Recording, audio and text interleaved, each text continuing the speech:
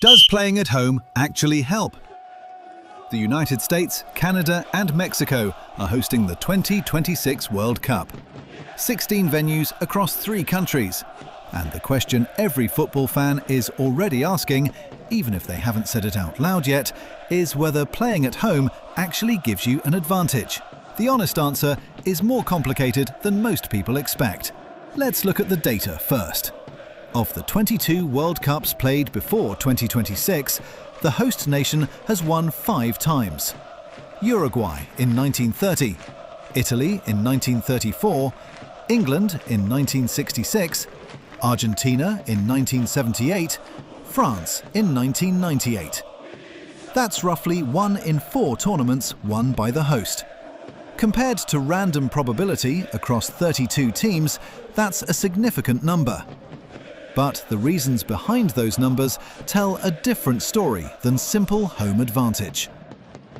Uruguay, Italy and Argentina in the 1970s were already among the strongest teams in the world when they hosted.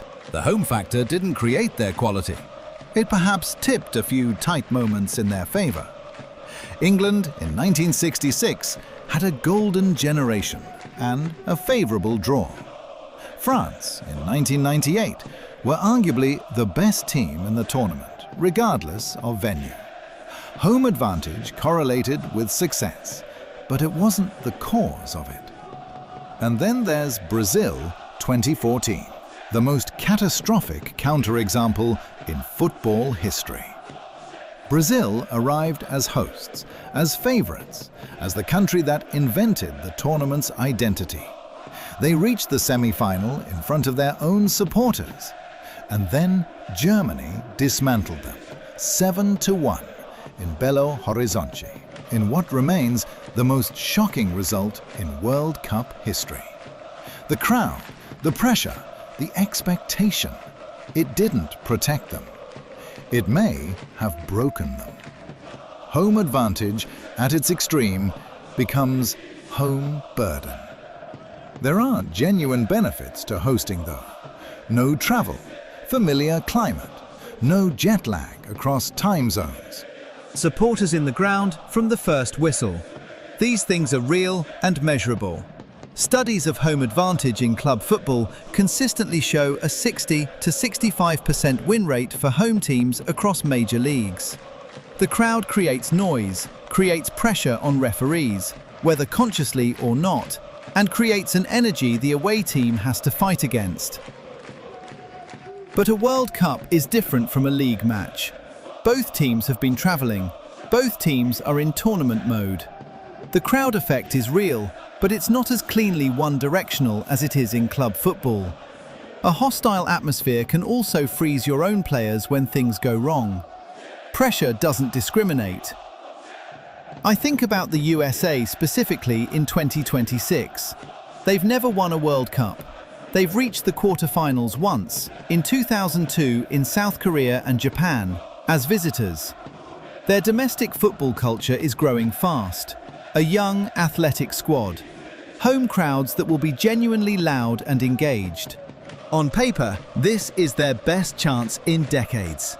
But best chance and good enough are still different things. Mexico, meanwhile, have reached the round of 16 at every World Cup since 1994 and never gone further. They've done it at home, away, in Europe, in the Americas. The ceiling exists regardless of venue. Canada qualify for their first World Cup since 1986 and host it simultaneously. An extraordinary coincidence that gives them a platform but no guarantee of anything beyond it. History doesn't bend just because the stadium is yours. Here's the thing that gets overlooked in all the home advantage conversation. The teams that win World Cups tend to win them because they're the best team in the tournament for 4 weeks. Not because the crowd is behind them, not because they didn't have to travel. Those things help at the margins, but they don't change the fundamental equation. You still have to be better than everyone else, 11 times across a month. Home advantage gives you a push, it doesn't carry you. So when people say the USA have a real chance in 2026 because they're hosting, they're right to feel it. The energy will be there, the support will be real. But for home advantage to actually matter, the team underneath it has to be ready. And that question gets answered on the pitch, not in the draw. The crowd can lift you, it can't play for you. Do you think the USA can go deep in 2026 as hosts? Or is the home advantage narrative overblown? Tell me what you think in the comments.